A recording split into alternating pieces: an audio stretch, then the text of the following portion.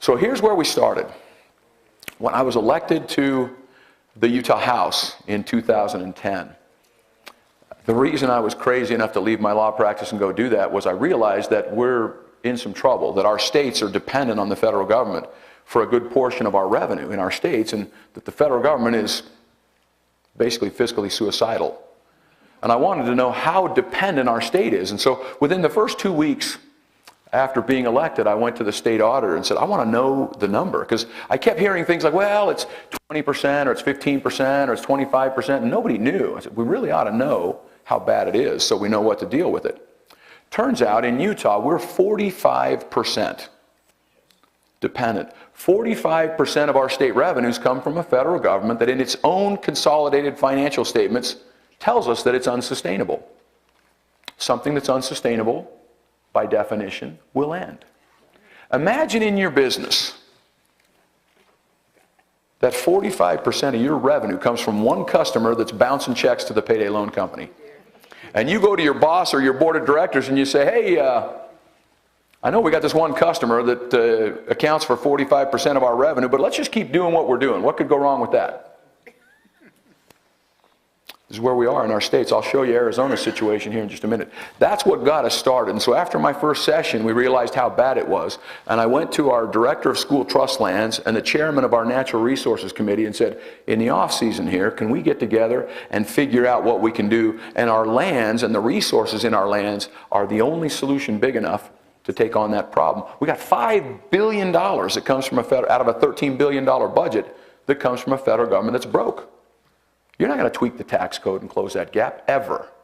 We have $2.6 billion in Utah. We're below funding in per pupil funding in education by $2.6 billion, just to get to average. Now, how many of you, when you send your children out or your grandchildren out, you say, honey, just go out there and try to be average today, would you? We're $2.6 billion away from average. There's no way you're going to tweak the tax code and get there from here. So we said, we got to figure out how to look at this question of our resources. I know it's been tried before. I know people have charged that hill and it hasn't worked, but there's no other way around this. And we can see what's coming. This is a math problem now. It's not a politics problem. This isn't Republicans and Democrats. This is how we educate our children and take care of our sick people and poor people and transportation and public safety. No matter what happens in Washington, that falls right here. How are we going to get there from here?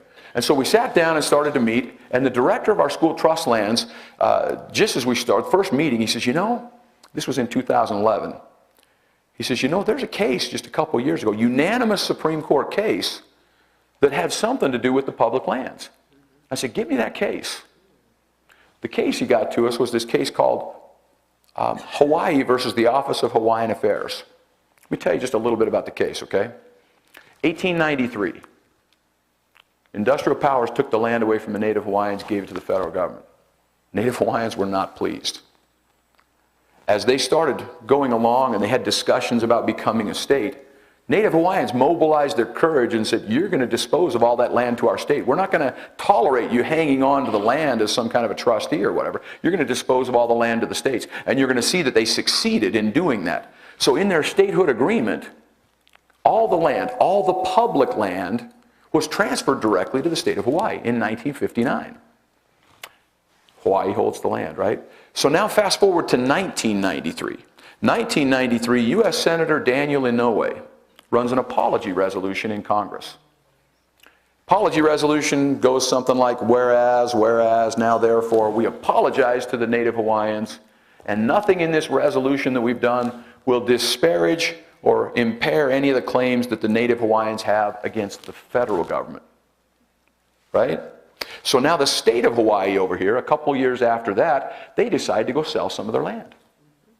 Well, the Native Hawaiians, through the Office of Hawaiian Affairs, come up with this idea that somehow this unilateral act of Congress, 30 some odd years after their statehood solemn compact, gives them a lien right over this land.